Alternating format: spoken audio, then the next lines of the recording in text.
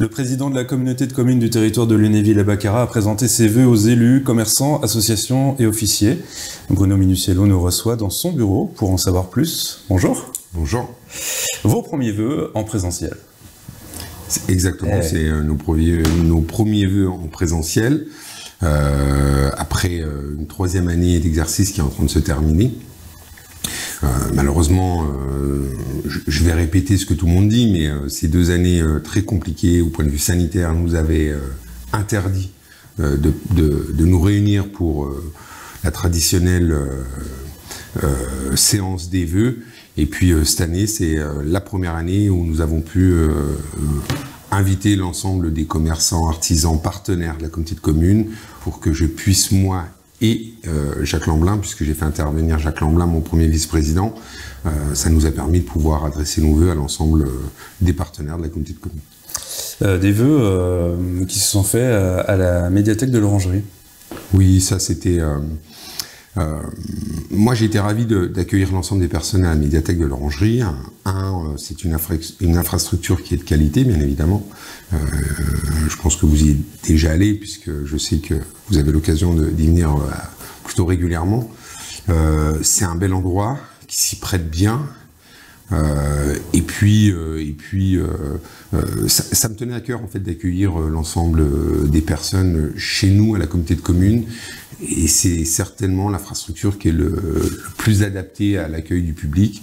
Donc on était un peu plus de 150 et ça nous a permis d'avoir un moment de convivialité qui nous manquait tant jusque maintenant, quoi. Convivialité qui s'est fait aussi avec la prestation d'une mentaliste. Oui, j'ai voulu organiser quelque chose d'un peu différent. La séance des vœux est souvent très conventionnelle. J'ai souhaité ne pas être trop, ne pas trop m'attarder sur des discours. C'est pour ça qu'il y a eu 2 discours qui ont été prononcés, un par Jacques Lamblin qui a duré une dizaine de minutes et mon discours après, pareil, j'ai tenu une quinzaine de minutes. Mais je voulais vraiment ce moment comme un vrai moment de convivialité qui nous manque vraiment, enfin aujourd'hui qui nous manque. 3 années pour lesquelles on n'a pas eu cette chance de pouvoir se réunir. Là, c'est un moment. Donc du coup, j'ai voulu cette séance un peu différente, et puis la venue d'une mentaliste, Émilie, qui est très connue dans le monde du spectacle, qui est Lorraine, a été bien perçu, très bien perçu, avec une très belle prestation, et puis c'est mieux enchérir le côté convivial de cet événement. Le président du pays, des Lunévillois, a été sur la scène, du coup. Alors il y a eu deux élus sur la scène, effectivement. Philippe Daniel, le président du pays, a été alpagué par Émilie, et puis a participé à une séance un peu particulière. Et puis le deuxième était Gérard Ritz, mon vice-président en finance, puisque la mentaliste souhaitait avoir quelqu'un qui savait compter. C'était automatiquement Gérard Ritz, notre vice-président en finance, qui était prédisposé à ce petit moment. Alors tiens, puisqu'on parle des finances, c'était un de vos bilans de ces dernières années, rétablir un équilibre financier. C'est quoi le bilan du coup à ces 3 ans? Alors, oui, on s'était engagé. C'est vrai que c'était notre engagement. Lorsqu'on a pris la tête de l'exécutif de la communauté de communes, nous étions dans une situation qui nécessitait un travail important de rétablissement, ce que nous on appelle les ratios prudentiels de la communauté de communes, c'est-à-dire nous avions un taux d'endettement assez fort, nous avions un résultat qui ne permettait pas de payer nos prêts, la totalité de nos prêts, c'est-à-dire que chaque année nous creusions du déficit au point de vue de la trésorerie. Nous avions annoncé à ce moment-là qu'il nous fallait à peu près 3 ans. Cette chance que nous avons, c'est effectivement, moi je suis issu de la finance, mon vice-président en finance est expert comptable, donc à nous deux, nous sommes très complémentaires. Souvent, l'expert comptable travaille sur des chiffres passés et le financier est en projection sur l'avenir. Donc c'est pour ça que je dis qu'on est très complémentaires. Et on avait estimé à l'époque que 3 années, c'était à peu près le temps qu'il nous fallait pour pouvoir réparer, puisque ce mot, je l'ai beaucoup utilisé. Je pense qu'il pouvait résonner dans la tête des personnes. Donc pour réparer la communauté de communes, on s'y était engagé, on a réussi. Je dis bien on a réussi puisque cette année c'est la première année où on se réconcilie avec le côté bénéfique financier. Donc nous dégageons assez de résultats sur le budget de fonctionnement pour pouvoir couvrir déjà la totalité de nos échéances de prêts, donc ça c'est bien. Et en plus, nous dégageons à peu près 500 000 € pour faire de l'investissement futur sur des projets comme la piscine de Baccarat, pour lequel je m'étais positionné et j'avais dit que la piscine serait le premier projet que nous reprendrions au moment où ça irait mieux. Donc ces 500 000 € n'étaient pas disponibles des années précédentes? Non, pas du tout. Et en plus, vous étiez engagé à ça sans même avoir connaissance du Covid et de la crise énergétique. Donc il y a eu des poids en plus à gérer. C'est cela, c'est-à-dire que... et c'est là, je pense, où le travail est exemplaire. J'ai remercié pendant la séance de vœux l'ensemble de mes équipes. Je leur ai demandé énormément depuis 3 ans. Des efforts personnels sur la charge de travail, mais pas que, puisque je leur ai demandé des objectifs financiers, comment faire autant minimum, voire plus, avec moins de moyens. Et c'était pas gagné, hein, je vous avoue, vous imaginez bien, c'est pas un exercice facile. Et aujourd'hui, oui, effectivement, aujourd'hui, malgré la hausse de l'énergie, malgré une situation sanitaire qui a été très difficile, nous nous réconcilions avec le bénéfice. Et si ces événements, ces facteurs extérieurs n'étaient pas présents, on serait sorti encore vraiment beaucoup mieux, puisqu'on a absorbé ces charges qui étaient imprévues. Donc le ciel se dégage. Le ciel se dégage. Le ciel, on commence à voir, on est à la porte de la sortie du tunnel. Ouais. 500 000 €, je serais démagogue, je dirais 1,5 million, mais je suis réaliste. 500 000 € d'investissement, donc en partie dans la piscine de Baccarat. D'autres investissements que vous allez pouvoir faire cette année, mettre en route? Alors, nous avons le dossier...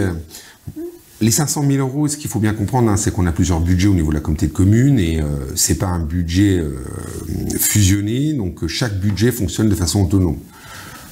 Nous avons le budget assainissement notamment, pour lesquels, et ce qui a nécessité, puisque c'est un budget autonome, une hausse de la taxe d'assainissement. C'est pas dû à un problème de gestion, c'est simplement dû, comme on l'a dit tout à l'heure, à la hausse des matières premières, à la hausse de l'énergie. Et comme ce budget est un budget autonome, il faut qu'il soit équilibré. Il ne peut être équilibré que par la taxe d'assainissement. Donc, en responsabilité, et c'est ce que j'ai dit le jour du conseil communautaire, ça ne nous fait pas plaisir de le faire. Malgré tout, je me refuse, et je me refuserai toujours de tomber dans du populisme. Alors, ce que j'appelle du populisme, c'est-à-dire que pour faire plaisir, simplement, c'est mettre en risque nos budgets pour faire plaisir. C'est pas ma façon de travailler. Et de toute façon, à terme, il faut toujours rembourser. Parce que, à contrario de l'État, nous avons des budgets qui doivent être votés à l'équilibre. Demain, quand l'État génère un déficit, il reporte son déficit année après année. C'est pour ça qu'on entend souvent les médias dire que l'endettement qui est subi aujourd'hui au niveau de l'État est reporté sur nos arrière-petits-enfants. Ça, c'est une réalité financière. Nous, quand nous sommes en collectivité, une commune, une intercommunalité, le département, la région, ne peuvent pas voter des budgets en déséquilibre. Donc, les charges qui existent aujourd'hui doivent être comblées aujourd'hui par des ressources. Et sur ce budget assainissement, c'est pour ça que nous avons été obligés, en responsabilité, de voter une hausse de la taxe d'assainissement.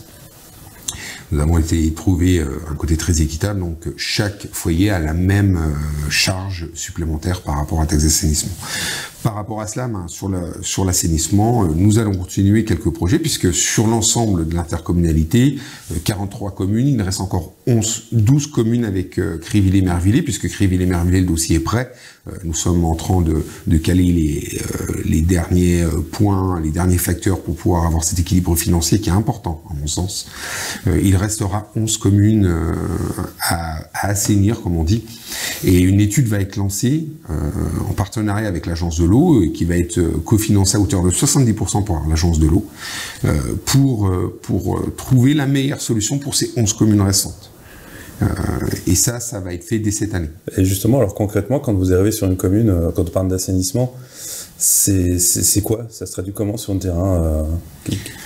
Aujourd'hui, la législation nous demande, nous avons la compétence assainissement, il y a deux solutions. Soit nous restons sur un assainissement individuel, c'est la fosse septique, plus communément appelée, que tout le monde connaît. Soit nous passons sur un projet collectif avec un assainissement collectif, c'est-à-dire une station d'épuration sur lesquelles on tire des réseaux à partir des habitations pour traiter collectivement les eaux. Ça, c'est votre objectif, d'arrêter les fosses septiques, c'est ça? L'objectif, c'est de trouver la solution qui est le moins chère au final. Et c'est notamment notre façon de travailler, puisqu'il y a une vraie logique derrière. À chaque fois, nous faisons le parallèle entre les deux.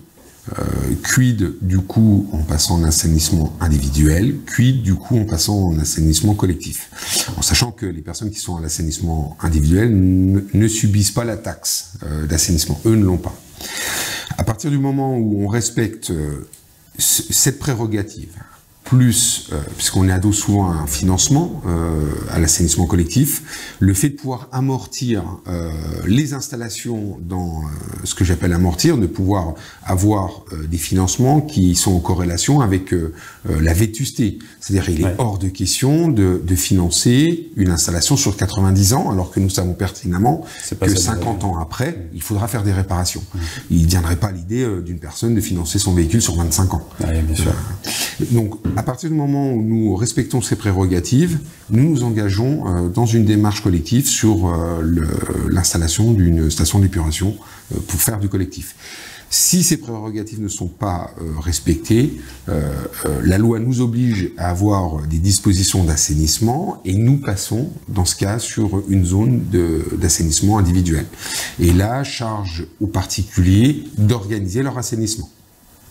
D'accord, donc aujourd'hui, chaque commune a un visage un peu différent, c'est du sur-mesure. Complètement.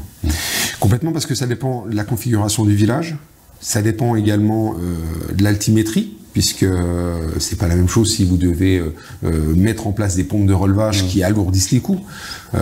Et ça dépend aussi de la taille des communes. Parce qu'évidemment, lorsque vous mettez en place une station d'épuration qui génère un coût assez conséquent, en face, vous devez avoir un certain nombre de foyers pour pouvoir la rentabiliser et avoir ce point d'équilibre, ce point mort qu'on appelle en finance. Si vous ne l'avez pas, de nouveau en responsabilité, nous ne pouvons pas nous engager dans un endettement fort pour l'ensemble des 43 communes. D'autant qu'il y a dans ces 43 communes, sorties de Lunéville, c'est beaucoup la ruralité. Oui. Donc j'imagine qu'il y a encore beaucoup de fosses septiques dans différents villages. Donc, voilà. Comme je dis, aujourd'hui on a 11 communes pour lesquelles on se pose la question. Ouais.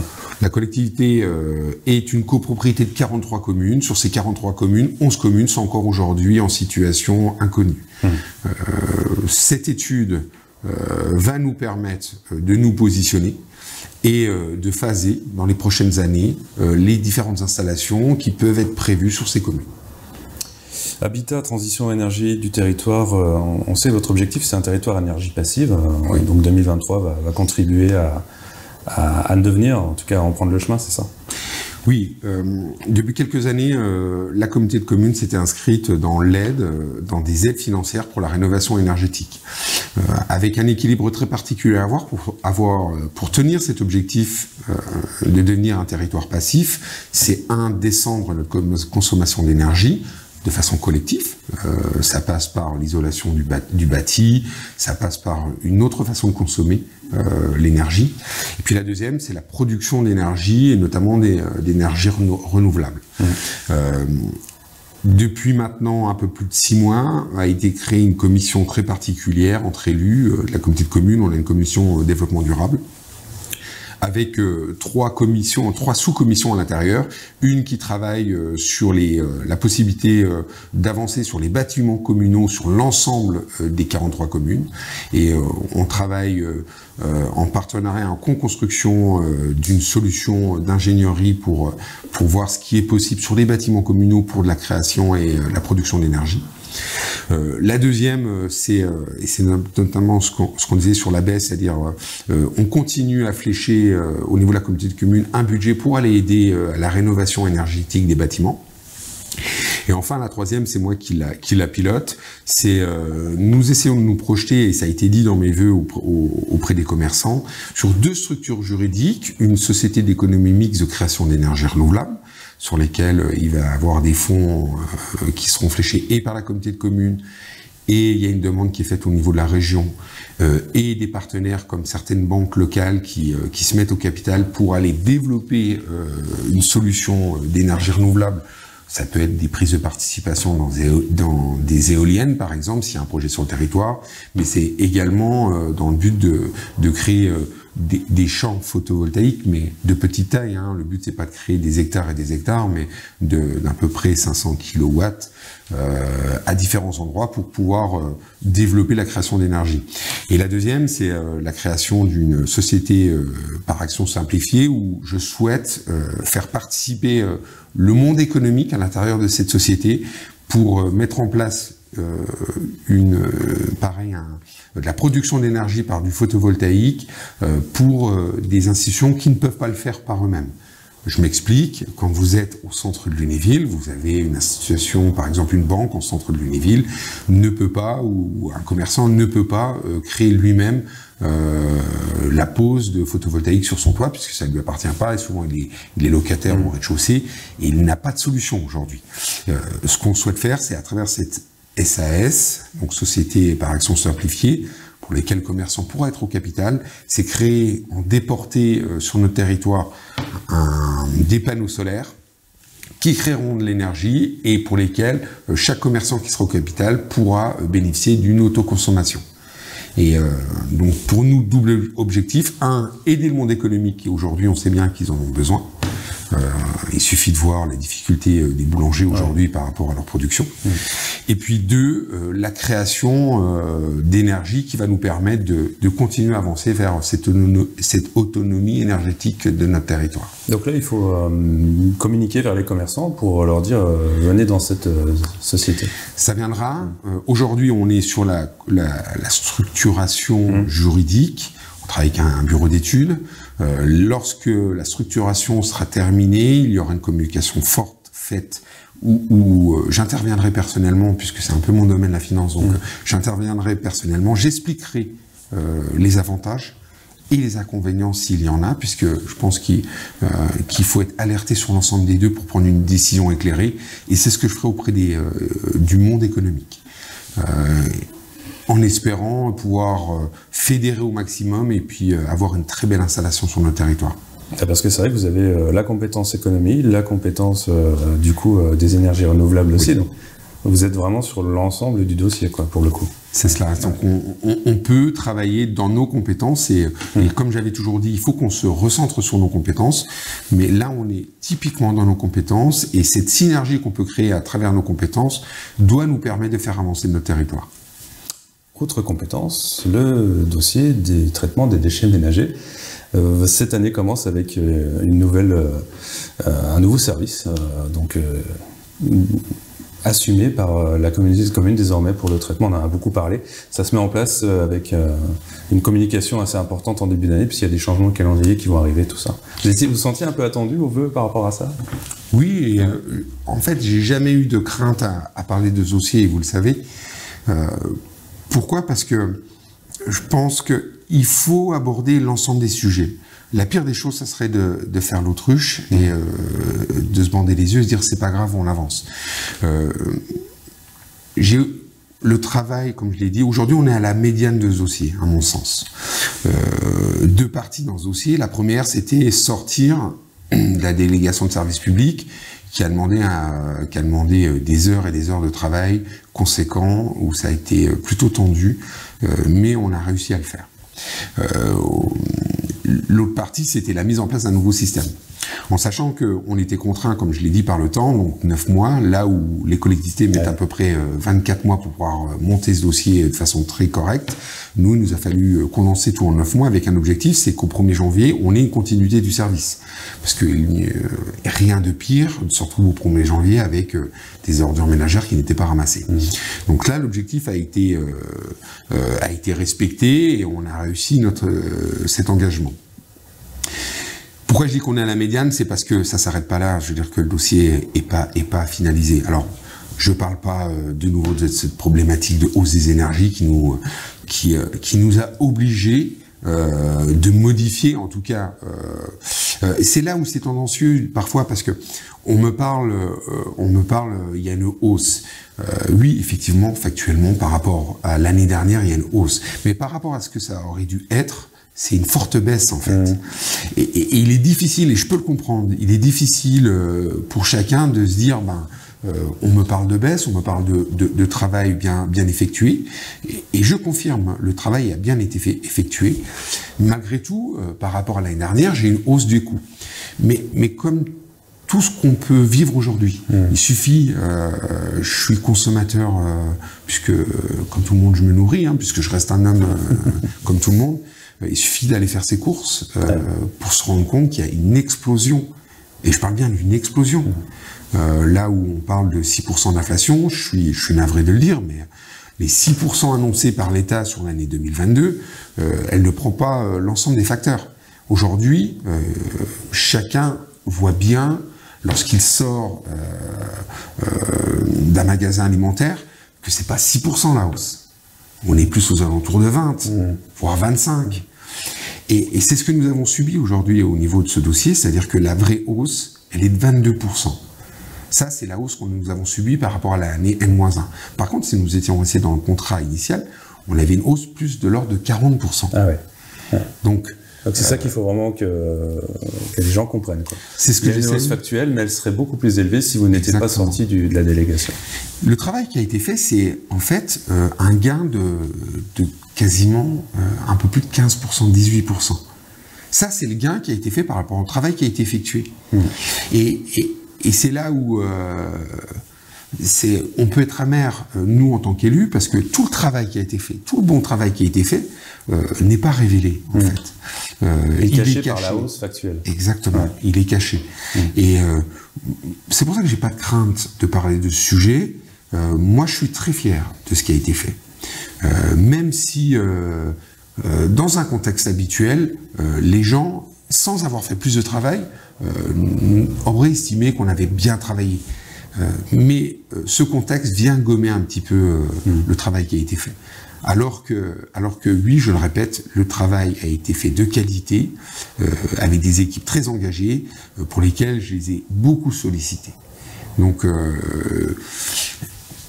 si en plus nous nous mettons en parallèle par rapport à d'autres collectivités, moi j'ai échangé avec des présidents d'autres collectivités, ils ont augmenté, eux, leurs tarifs de 30%, 40% pour certains. Ouais. Donc on n'a pas à rougir de ceci. Il n'est pas évident. Aujourd'hui, ce qui n'est pas facile, c'est que tout le monde est sur le pouvoir d'achat, et c'est un vrai sujet de société. Oui, effectivement, c'est compliqué. En période d'inflation, la première chose qui monte, c'est les prix, et normalement doit suivre au niveau économique derrière les salaires. Il semble que les salaires ne suivent pas aussi rapidement. Mais ça doit être la deuxième phase, normalement. Et le sujet n'est plus au point de vue de la collectivité. Là, on est sur un sujet national, malheureusement. Optimisation, j'ai entendu de l'organisation de la CCTLB avec mise en place de 3 pôles. Vous réorganisez un peu quoi, alors ? Alors aujourd'hui, on a travaillé par priorité. C'est ce qu'on disait tout à l'heure. La première priorité, c'était le travail sur les finances, le fait de pouvoir récupérer une capacité d'autofinancement. Ça, c'était prioritaire. Pourquoi ? Parce que si vous n'avez, comme dans un foyer, si vous n'avez pas les ressources, vous ne pouvez pas vous projeter dans ce que vous souhaitez faire, dans vos ambitions, dans vos rêves. Donc ça, c'est pas possible. Ça, c'est la première chose. Donc, nous n'avons pas, à un moment donné, trop repris l'organisation, optimisé l'organisation. Nous avons beaucoup travaillé sur nos charges personnelles. Nous avons fait correspondre la charge de travail avec le nombre de personnes que nous avions au sein de la collectivité. Et puis, nous avions quelques trous dans la raquette. Vous avez agi un peu dans l'urgence de la situation. Ça, c'était notre urgence, comme vous dites. Nous n'avions pas le choix. Il fallait le faire. Maintenant, ce que nous souhaitons faire, pour garder, parce qu'il ne faut pas oublier que nous sommes dans le service public, donc pour essayer de garder un niveau de service public optimisé, nous avons réfléchi à réorganiser l'ensemble de nos services sur 3 pôles, comme il a été annoncé notamment par Xavier Dussault, notre directeur général des services, puisque nous travaillons en partenariat très serré avec lui, un pôle ressources, un pôle technique, ça tout le monde le comprend, et un pôle basé autour de l'urbanisme, puisque c'est une de nos compétences. Ça va nous permettre de fluidifier en fait le fonctionnement de notre collectivité et être le plus efficient possible par rapport aux dossiers que nous portons. Mais il n'y a pas de sortie ou d'entrée, c'est du déplacement finalement à interne. C'est ça, c'est vraiment une réorganisation. Alors, on va renforcer certains services, notamment au point de vue de l'urbanisme. Pourquoi ? Parce qu'on est inscrit dans une revitalisation, excusez-moi, c'est un peu dur à dire, au niveau de l'habitat sur Lunéville et Baccarat. Donc il y a des dossiers importants, notamment en termes d'amélioration de la qualité énergétique des bâtiments, de la rénovation de l'ancien bâtiment, puisque le but c'est de redonner de la vitalité au centre-ville, par exemple. Donc ça, c'est deux dossiers qui sont assez lourds et il nous faut du monde derrière pour pouvoir travailler sur les dossiers.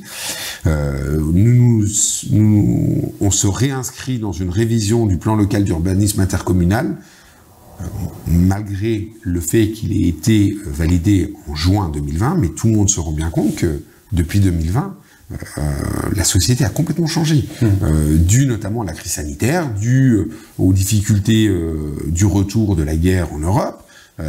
La société a complètement changé, il y a eu une accélération de la transition de la société. Donc le plan local d'urbanisme intercommunal, alors même qu'il avait été travaillé et avait été fait de qualité, ne correspond en quelques mois plus du tout à la réalité de terrain. D'autant qu'il doit être en concordance avec un document supra, qui est le SCOT, qui est issu des régionaux et de l'État, sur la façon de consommer l'urbanisation sur les territoires. Donc, comme nous devons nous mettre en concordance avec ce document-là, on a décidé de réouvrir. Ce qui va nous permettre de corriger tous ces anomalies qui existent aujourd'hui dans ce document.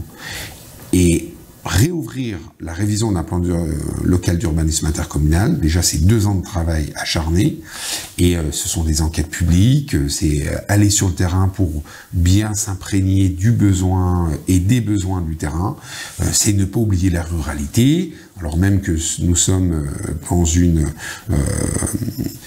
démarche au niveau de l'état de sobriété de l'urbanisme, il va falloir qu'on travaille et qu'on aille chercher le dossier dans le petit village de 60 habitants sur lesquels il ne faudra pas se tromper. Donc ça demande énormément de temps et ça demande également des moyens humains derrière.